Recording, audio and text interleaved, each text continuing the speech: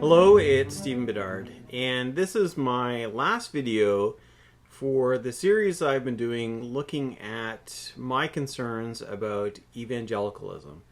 Not to say that I have no other concerns, but this is the last video I'm going to do. And in case you think that I am totally anti-evangelical, I am definitely thinking about doing a series on what I think evangelicalism is good for.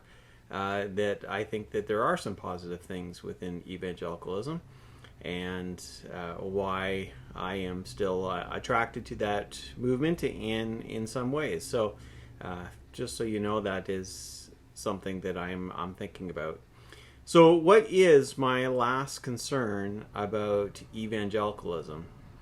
Well, it's their attitude towards gay people. That is really what my concern is. But I really have to take some time to explain what I really mean by that, because there are different ideas, usually in the extremes of what is expected. And so sometimes evangelicals are looked at as being homophobic because they might, and now of course evangelicalism is a pretty broad tent, and so there actually are various interpretations of the passages in the Bible that deal with same-sex activity.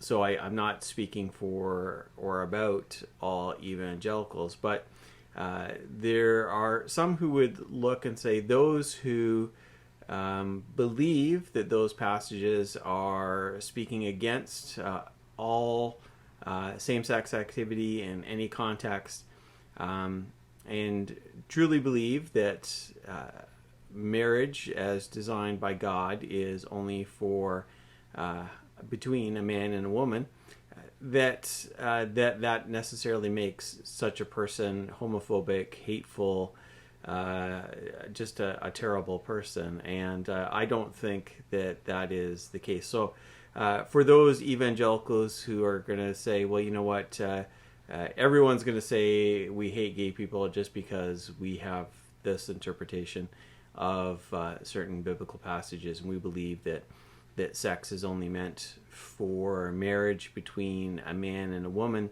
then there's no way to win. So I'm not talking about that. I think that there are many evangelicals who probably have gay people in their life who they are friends with, maybe people who are in their family who they love and they respect, and just think that they are wonderful people, and yet have a certain interpretation of those passages, and so struggle with what to do with that. And I'm not speaking of that.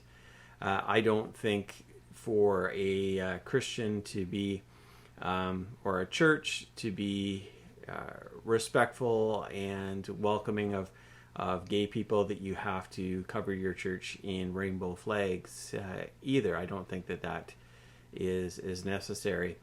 So what is the problem? Well, I actually think that there truly is some deep-rooted homophobia within the church, that it goes beyond just Christians looking at a passage in Romans or Ephesians or some other passage in the Bible, and to say, well, it looks like this is what Paul is saying about same-sex activity, therefore we're against it. I think that there is something beyond that. In fact, I know that there is something beyond that. Go through social media and see what Christians are saying about people who are gay. It is beyond just disagreeing with a certain kind of activity. It is really a lot of hate that is there, that people look at gay people as being terrible, that they are horrible, that they are dangerous.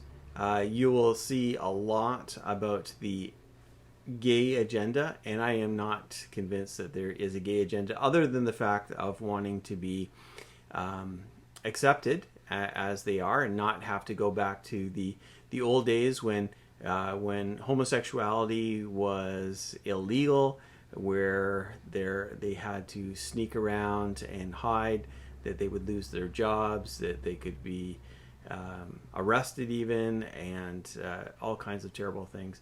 That they want full acceptance and full rights as everyone else.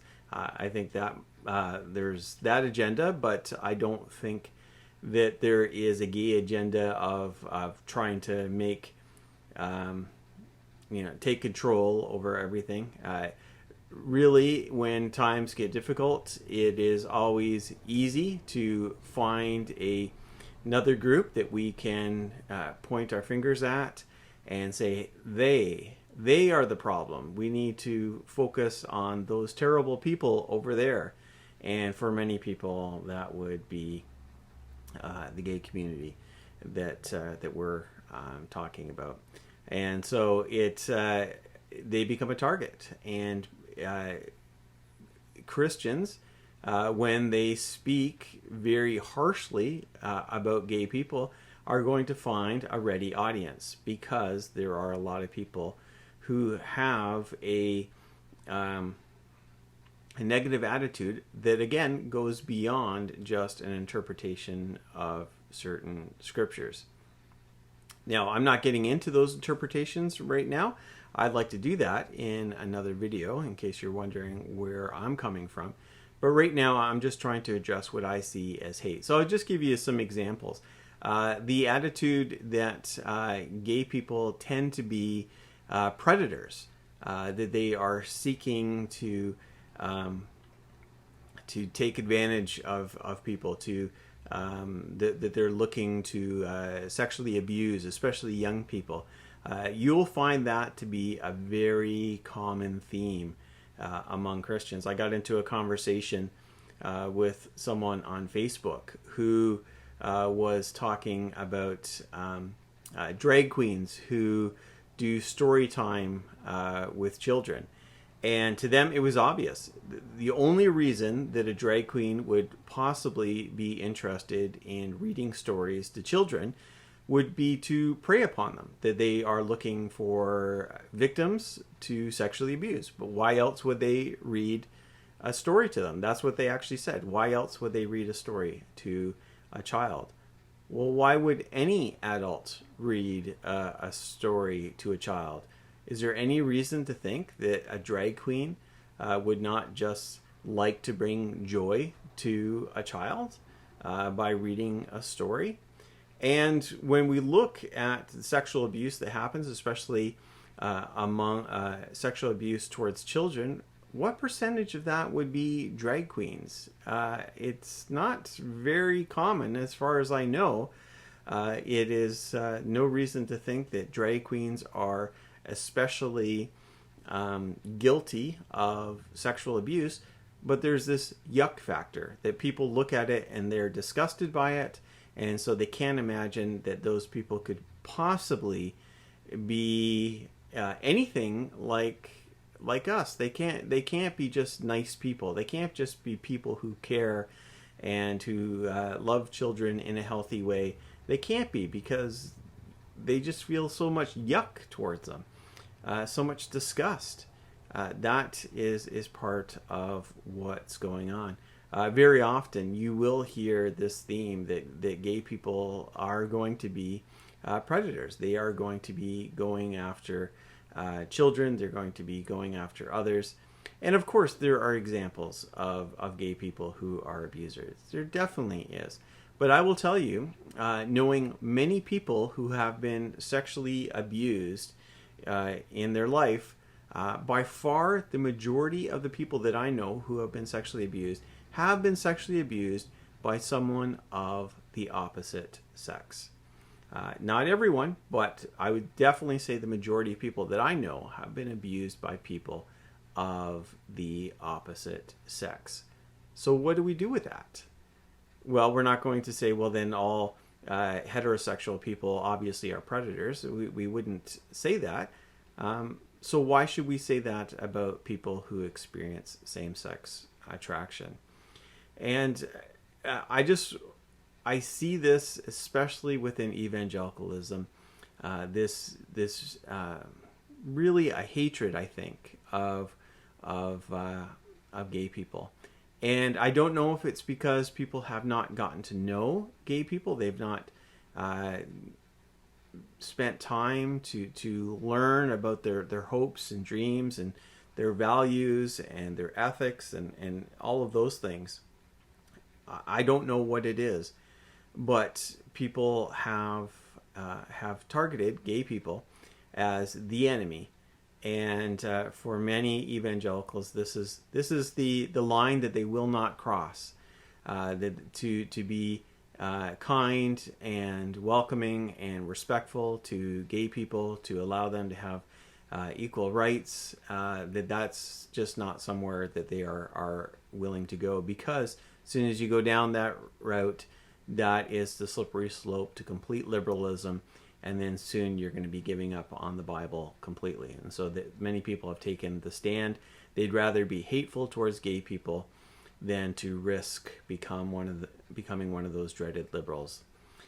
So that's, I think, one of the issues with evangelicalism. And you might say, well, that's not how you feel.